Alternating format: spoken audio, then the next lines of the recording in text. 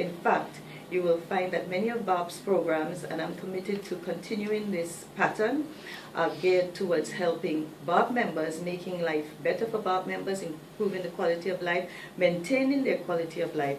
But all that we do affects the wider community as well. So although our main purpose is to improve the quality of life, for BARP members, the nation as a whole can benefit from the activities of BARP. For example, some of the projects that we have underway are with regard to reverse mortgages. I'm sure you've heard or read of, or it's come to your notice, that BARP has been advocating reverse mortgages in Barbados. We have drafted legislation towards that end, and the purpose of this is to allow senior citizens who have their own homes or other property to use those assets to provide them with income to maintain their quality of life.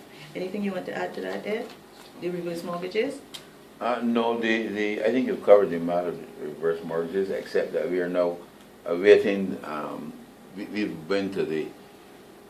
met with the government on the matter of reverse mortgages, and we are just awaiting a response now from the Ministry of Finance regarding how soon we will get this in place.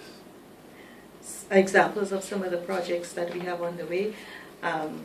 We want to see the removal of taxes from national insurance pensions, because we think that in effect this is double taxation. And because we feel so strongly about this on other issues as well, we presented a proposal to both parties during the elections that have just been completed for inclusion in their manifesto. And we're not going to give up until we see the realization of some of these proposals. Just to refresh your mind as to what some of these proposals were, we were looking, for example, at an increase in the personal allowance deduction from 40,000 to 50,000 for pensioners over 60 and over. And again, you'll see that this doesn't just affect BARP members, but the nation as a whole. One other that's worth mention is the provision of tax incentives and any other such concessions to facilitate the establishment and operation of assisted living facilities for older persons in Barbados. This is very topical at the moment. The papers this week mentioned granny dumping, which I think is a very apt term. And the long and the short of it is that there is a pressing need for a facility for older persons, or facilities for older persons in Barbados, for daycare as well as more long-term permanent care. You want to address anything on that, Ed? This, as you know, we have started the process of building, not building, but we started the process of looking at the possibility of building assisted care facilities and long-term care facilities on the property we have in St. Philip.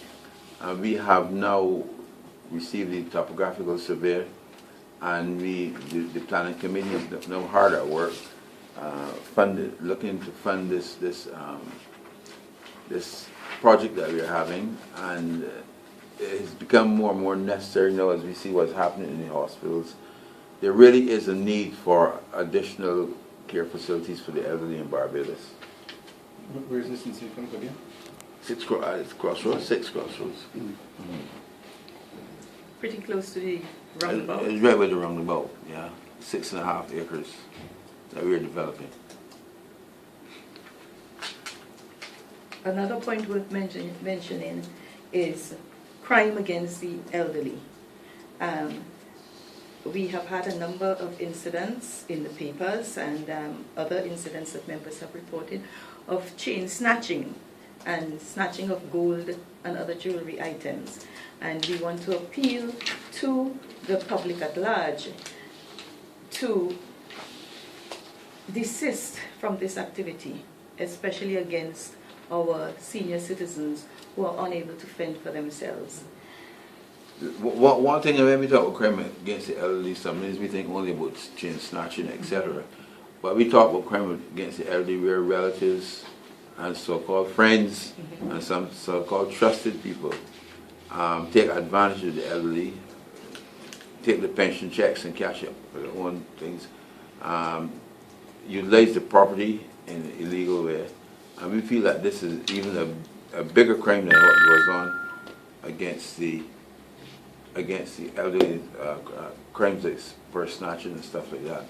We're very, very concerned from reports that reach us that this is something that we must address.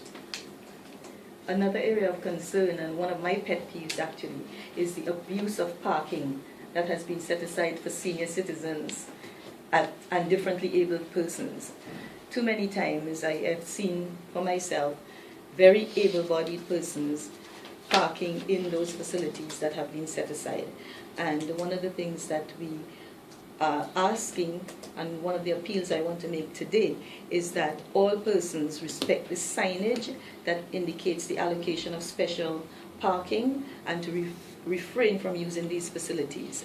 And we know that this is a widespread problem, so one of the things that we will do in the future is to probably ask the authorities to enable legislation that would act as a deterrent, because we think that one of the reasons it's so prevalent is there is no deterrent. You know, nobody does anything about it.